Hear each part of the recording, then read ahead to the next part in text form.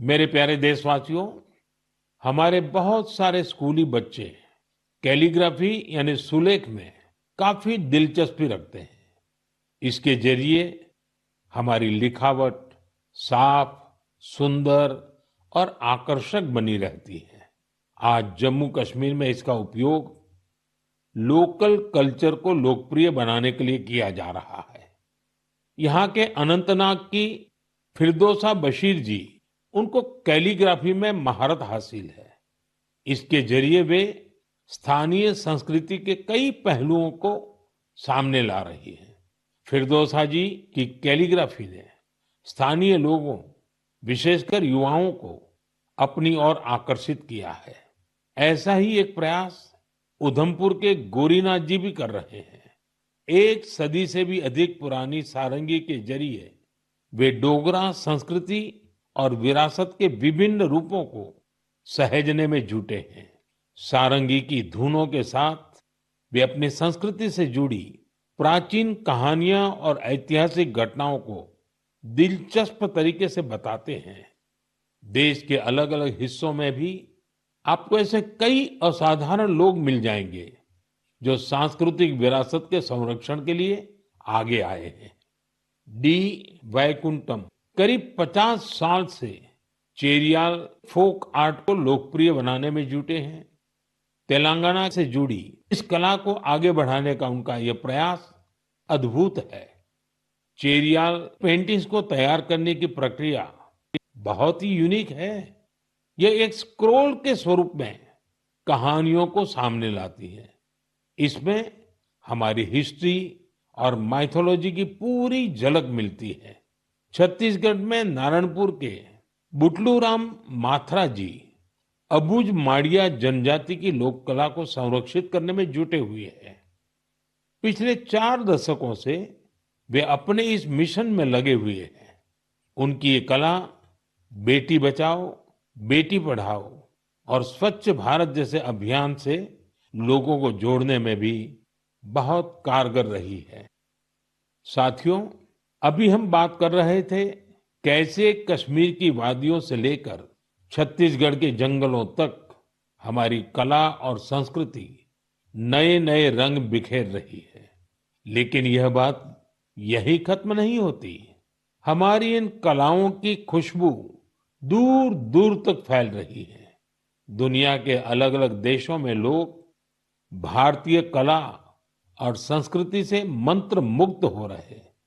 जब मैं आपको उधमपुर में गूंजती सारंगी की बात बता रहा था, तब मुझे याद आया कि कैसे हजारों मील दूर रूस के शहर याकुत्स्क में भी भारतीय कला की मधुर धुन गूंज रही है।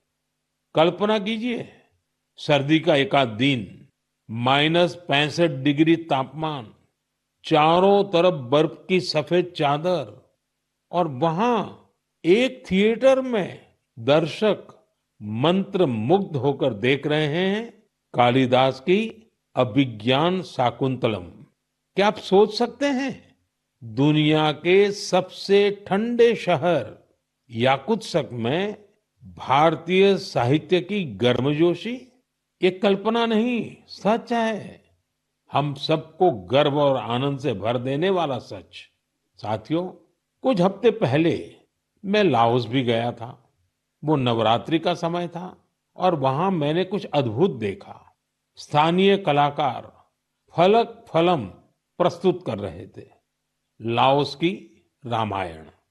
उनकी आंखों में वही भक्ति, उनके स्वर में वही समर्पण जो रामायण के प्रति हमारे मन में है।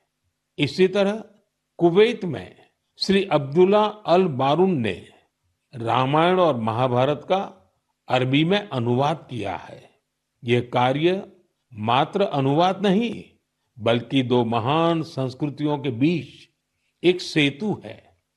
उनका यह प्रयास अरब जगत में भारतीय साहित्य की नई समझ विकसित कर रहा है।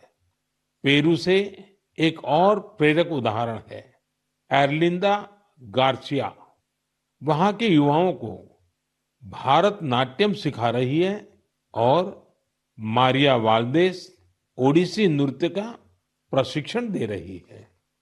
इन कलाओं से प्रभावित होकर दक्षिण अमेरिका के कई देशों में भारतीय शास्त्रीय नृत्य की धूम मची हुई है।